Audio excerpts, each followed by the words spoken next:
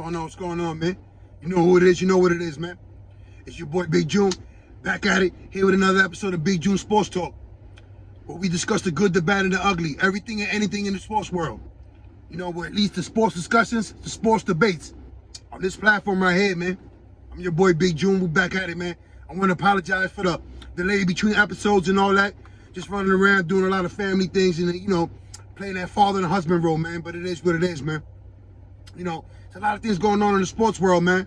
And before I start this episode, I just want to touch on a couple of these things that's going on, man. And first, let's start it off with sending our condolences and our prayers to the Haskins family. Young Dwayne Haskins was hit by a dump truck on the highway to I-95 in Florida. He was out there training with some of his teammates for the upcoming season. But again, you know, I want to send the prayers and condolences to his family, everyone from the University of Ohio State to the Pittsburgh Steelers to the Washington Redskins / Commanders. You know, it is what it is, man. It's just a tough time right now for that family and everyone associated with Dwayne Haskins. Such a young age, you know, lose your life. It truly is sad, man. You know, it's always rough when you got to start off or just mention someone death or anyone affiliated with death, man. And it just, again, prayers and condolences to the Haskins family, all his family and friends out there, man. Your boy Big June, we praying for y'all on this side, man. It truly is a sad story, man. You know, let me lighten up the mood a little bit and discuss some of the good stuff that's going on in the sports world as well, man. You know, unless you've been sleeping under a rock, you know, I have no idea that you're the new Van Winkle, whoever you are. You know, it's NBA playoff time. So, you know, shout out to all the teams in the playoffs right now. You know, my New York Knicks didn't get done, but it is what it is. But Brooklyn is there, and that's the hometown. Shout out to the Nets, Kyrie, KD. Hopefully, I can even up that series tonight against Boston. But as far as what I'm watching in the playoffs, man, you know, minus my Knicks not being there, you know, I'm enjoying the games. And, you know, that's what it is. Last night between the Pelicans Suns was an exciting game. Watching Brandon Ingram go off was like a coming-of-age moment for him, right? As far as, you know, reaching that superstar level. But could he sustain it during the course of the playoffs of that series? Because he's going to have to play lights out the remainder of that series in order for New Orleans to beat Phoenix, right? Now, those are some of the intriguing matchups in the playoffs right now. You also see that Luka should be suiting up for Game 3 against Utah. So, you know, that's any one series could handle that one, right? But what about, you know, as far as some of the news and chatter, is Ben Simmons finally going to shoot up for the Brooklyn Nets? Because someone mentioned Game 4 and Steve Nash mentioning that ultimately it's up to Ben Simmons if he wants to suit up and decides to suit up. I mean, what could you expect from Ben Simmons at this juncture so late in the season? Mindset obviously was shot from the 76ers situation, right? Physically, can he sustain the physicality of an NBA game? The 40-plus minutes. Will Brooklyn even feed him to the wolves like that? Expose him. I'm not really say exposed because the guy is a professional athlete and had suited up and should have been playing ball, whether it's, you know, scrimmage, whatever it is, recreational. Staying in shape. I mean, we're all going to find out, right?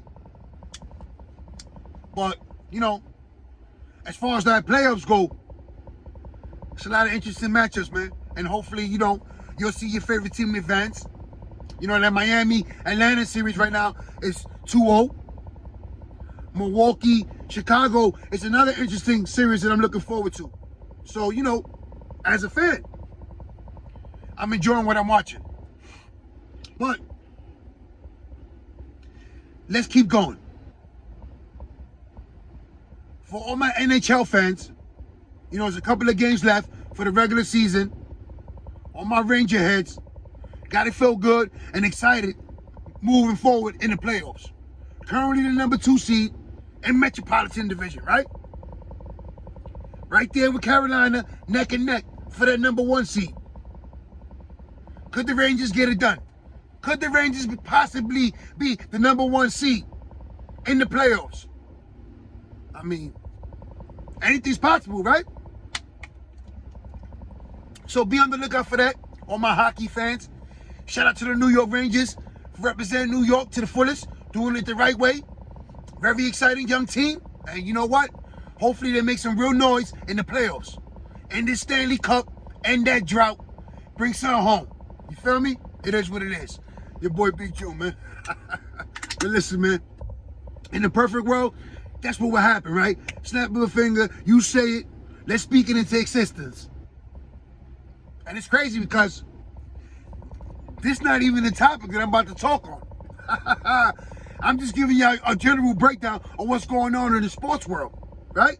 But now, here's where everything came from as far as the idea of this episode, right? You know, I'm watching the movie with my grandson. One of the few times that I actually had him calm. He's on the bed with me watching TV. I said, "Boy, let me watch a movie." So, you know what? Let's see what Netflix got.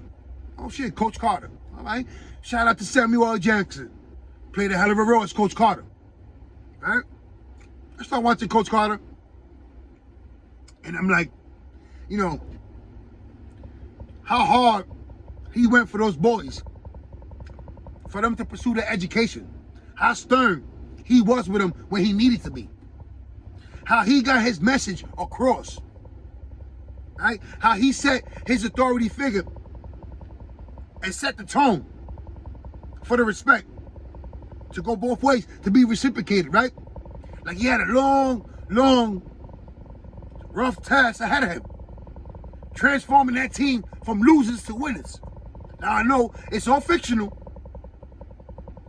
but it got your boy Big June to thinking, right? In real life, how many times have you seen a program or organization go from losers to winners? Right? Now some will say like, the missing piece was this player or that player, or a little tweak in the offense, defense, etc., or the right coach, the right voice, right? To spread that message, to get it across consistently on a winning level. So you think about that and you be like, well, I'm in my 40s. So I would say that, looking at it from my perspective, I've been fortunate to see a lot of coaches, do their thing. Now, some of them wasn't always winners and winning championships. But as far as numbers-wise and all that, your boy Big June was fortunate, man. And I'm not only just talking about on every level, just talking about every sport. From football, basketball, baseball. But, March Madness was just here. It came and went. Congratulations to the Kansas Jayhawks on capturing the national championship. Bill Self defeated North Carolina, Hubert Davis. Now, I remember when the Knicks drafted Hubert Davis. The first round, we could have had Spreewell, but it is what it is. Now, you see him on the coaching ranks. Juwan Howard, Patrick Ewing, Chris Mullin, when he was with the St. John. And other players transitioning from playing to coaching. On the NBA level, you have Jason Kidd, Tyronn Lue. And, it gets deeper when you go to every sport. Mike Vrabel and the NFL. You had Joe Girardi, Aaron Boone, managers of the Yankees, transitioning from playing days to coaching. But one of the big storylines of the NCCA tournament was Coach K's farewell tour, right? His Blue Devils, could he win it all? One last time for the coach? They tried their hardest. They truly did. That battle against North Carolina was phenomenal. And that was a testament of the will that coach has given that university throughout the years. That, they were dying to give back to that coach. He's done so much for the University of Duke, as well as Team USA basketball. And when it's all said and done, as a sports fan, when you give yourself or you breaking it down with your friends at the barbershop, at the barbecue, wherever the case might be, then y'all discuss your sports. And y'all do discuss who's the greatest or who's the top 5 greatest college coach basketball of all time, men or women. Coach K is definitely on your list. and he's definitely in the conversation, right? So when you think about all that, and now break down to the equation. I just mentioned the Final Four, you know, the matchup with North Carolina, Roy Williams, Dean Smith. Some of the greatest coaches of all time that, you know, your boy Big June was fortunate to see them do their thing. And I know a lot of you did too. But I'm going to hit y'all with a twist in a few minutes. But I'm just going to give you a couple of names that I felt always stood out for me, right? As far as the greatest coaches, men or women, in NCAA college basketball history. To me, you have Coach K, Roy Williams, Dean Smith, the late great Pat Summitt, Jim Calhoun, Jim Boeheim, John Thompson, Gino Auriemma, Vivian Stringer, Bob Knight, Bob Huggins, Rick Pitino, John Calipari. There's a few names. I know I'm missing a few. And, you know, before you shoot the messenger, you punish this podcaster. Those are some of the names that stood out for me.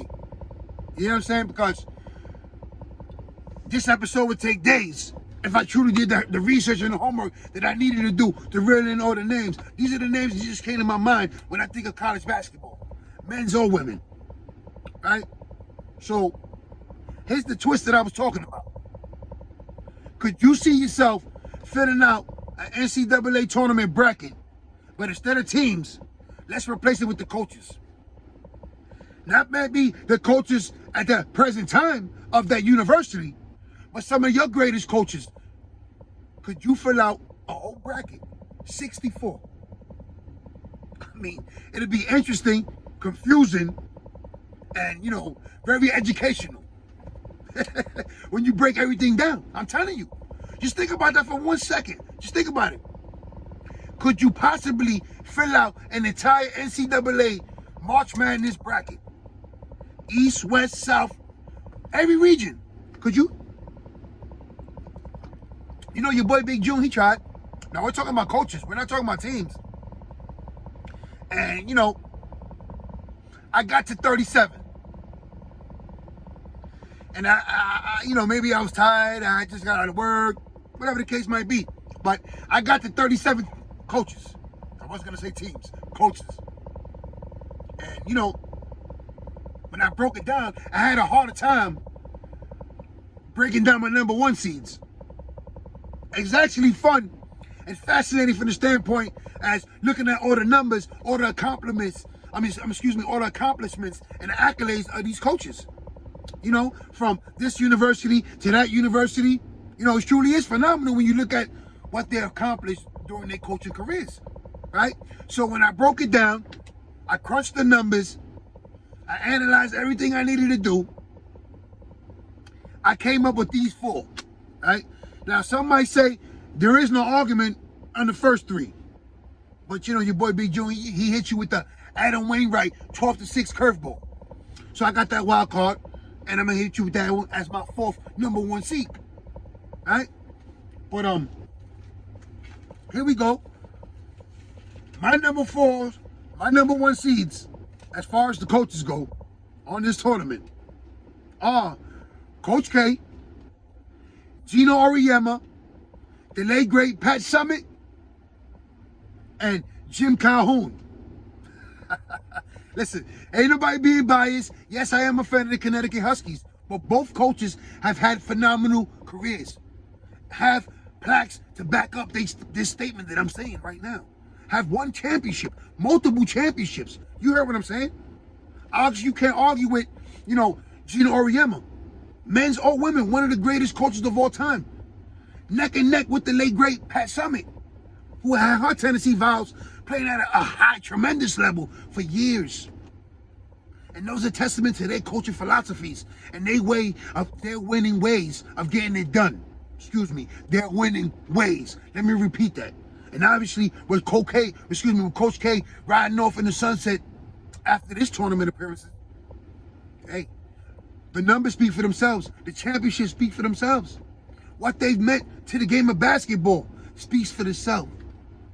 Speaks volumes. you know? And it's just like, you don't ever take the time out to think about as far as everything the coach sacrifices to become a neat, historical, great coach, what they gave up. And you think about it from an athlete standpoint, right? So it has to be a little extra for the coach. It's never nonstop. Going through videos, going through motions, going through plays, meetings, this, that, etc. Keeping the team together, cohesiveness, right? While also maintaining, you know, a family of their own. On a professional and it's just, you know, a professional, personal level. Could you imagine what a coach goes through on a daily basis? You know, shout out to all the coaches that, you know, truly buckle down and get it done. Now, like I mentioned with Coach Carter, yes, he was a fictional character, but the way he went out for those coaches was phenomenal. I mean, when you think about what he did for those kids, the message. At the end of the movie, yeah, they didn't win the tournament, but some of those students graduated and went on to college, right? Where they got to get coached by Coach K, you know what I mean? By Jim Calhoun. But, you know, it's just a beautiful story when you look how a coach takes a kid, brings him in, nurtures him, has him ready for the real world. When you step in some of these universities, those teams are your brotherhood, are your family. Those coaches are your uncles, are your father, are your second father, are your mentors. You know, and it's a beautiful thing that a lot of these coaches have done it the right way, And Coach K, you know, he had an impact at the college level. And, you know, a lot of the future college players head to the NBA. And he had success in Team USA, right? With Coach Pop, you know, winning gold medals. You know, when you think about all the greatest coaches, Coach K has to be in the conversation, bottom line. But as we doing this tournament style right now, I just gave you my 4 number 1 seeds, right? Let me say it again. You have the late great Pat Summitt. You have Gino Auriemma. You have Coach K, and you have Jim Calhoun. Now, let me give you some of them numbers, right? Let's start off with Coach K. 5 championships, 13 Final Four appearances, 15 ACC tournament championships, 1,129 career wins to 309 losses, which when you break it down, has a winning percentage of .785. 0.785. 100 wins in tournament play with 30 losses, which evens out to a winning percentage of .769. So look at the numbers I just gave you. 785, 769. This is Coach K. Now, let me clear my throat. Gino Auriemma, 17 undefeated seasons. Yeah, you heard me right. 17, 8 consecutive. 1,149 career wins to 150 losses, which rounds out to a winning percentage of .885. 885. 11 national championships. 11. 22 Final Four appearances. 27 conference tournaments. 20 in the Big East, 7 in the AAC. 27 conference regular season championships. Highest winning percentage, 885. Men's or women in any NCCA level. Most championships and Final Four appearances, men or women. 131 and 22. That's Gino Auriemma's record in tournament play. 131 wins to 22 losses. I mean, you know, you gotta shake your head when I'm reading some of these numbers, man. And I didn't even get into all the real numbers. I just want the ones that just stuck out. As we're talking about culture, philosophies, and winning ways, right? 22 Final Four appearances. 22. 11 national championships. So, they went to the Final Four 22 times and they won it half the time. They just lost the championship to Dawn Staley. You know, congratulations to Coach Staley getting it done. Another player finding success after transitioning to coaching. Leading her Gamecocks to her second championship, her second national championship. I mean, it's a beautiful thing. I mentioned Vivian Stringer, what she did with Rutgers, how she had them in the tournament consistently, constantly, playing at a high level, competing against the Gino Oriemas, the Pat Summits. You know, it is what it is. If you look at what the success has trickled down all the way to the WNBA, when you look at all the superstars, past or present, they either come from Pat Summit and the Lady Vows or Gina Auriemma and the Women Husky. Pick one. It is what it is. Now, since we mentioned, you know, Pat Summit, the late great Pat Summit, let me hit you a couple of her numbers. Right? 8 national championships, 18 Final Four appearances, 16 SEC tournament championships, 16 regular season SEC championships, a record of 1,098 career wins to 208 losses, a winning percentage of .841, 8 national championships, 18 Final Four appearances. Like I just mentioned earlier, at a high level, neck and neck, Gina Auriemma, the late great Pat Summit. What they meant to the game of basketball for the women in the college level. I mean, it leaves you speechless. What they accomplished, what they meant, their legacy, their impact, everything. I mean, neck and neck. When you think of some of the greatest coaches, the greatest teams on the women's side, Connecticut, Tennessee, Gina Auriemma, Pat Summit. It is what it is, right? Now, here's the Adam Wainwright curveball. Here's my wild card, my trick in the sleeve, if you want to say, you know, no pun intended. But my fourth #1 seed as far as coaches is Jim Calhoun. Now, his career might not be as illustrious as the other 3 that I just mentioned. No one can deny the success he's had at the college level, right?